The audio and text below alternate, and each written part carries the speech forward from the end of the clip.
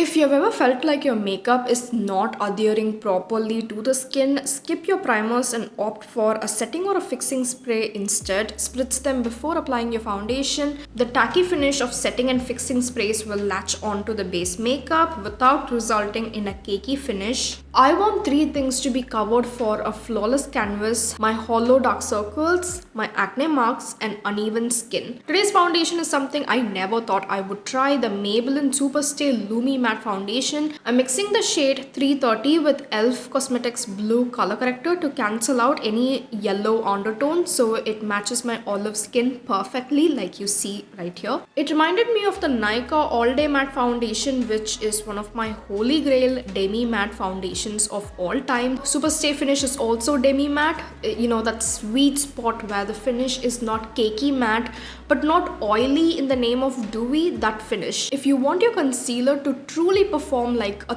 thick coat of paint, last till you remove it, I have a trick for that. While blending, spritz a very tiny amount of fixing or setting spray and then blend it out.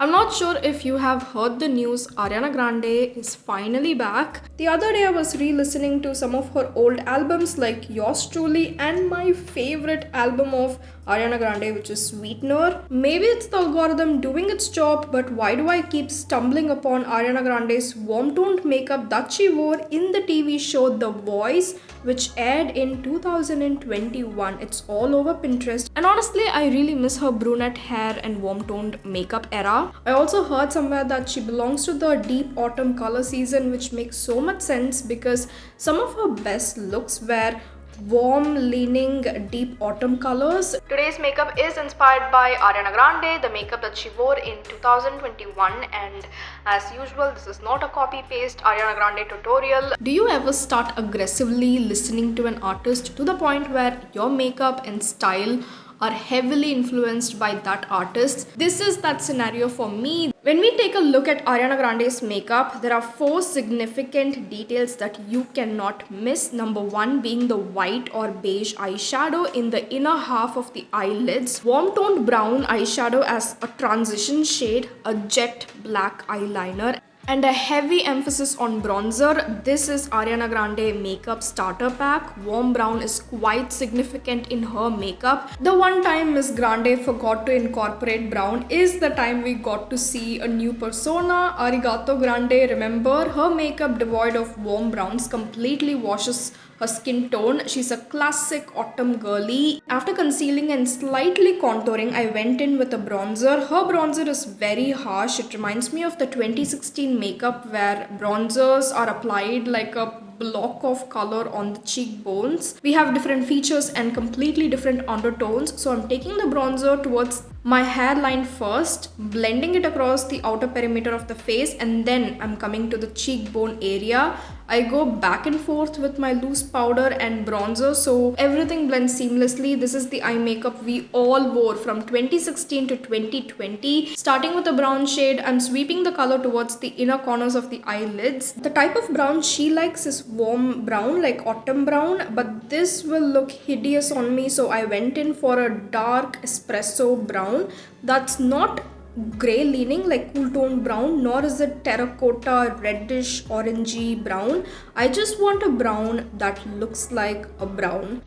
While blending the brown, I'm taking it towards the temples so it creates that illusion of a lifted face. Now fill in the inner corners with a beige or a white eyeshadow, and yes, it has to be a matte formula. She does wear glitters and shimmers, but only for REM Beauty and Swarovski campaigns. If she's attending any events that are outside of Wicked, this is the eye makeup she's always wearing. If you don't know, I'm really bad at drawing eyeliner with gel formula. I prefer my pencils and pen packaging more than drawing a wing with a brush. I also have really shaky hands, but I refuse to give up. I'm absolutely going to learn how to perfect and master gel eyeliner before the end of 2025, which is my goal for this year. Trying my best to create a thick but clean and precise wing. One thing about Ariana Grande makeup is that it's very unbalanced, but it suits her face perfectly.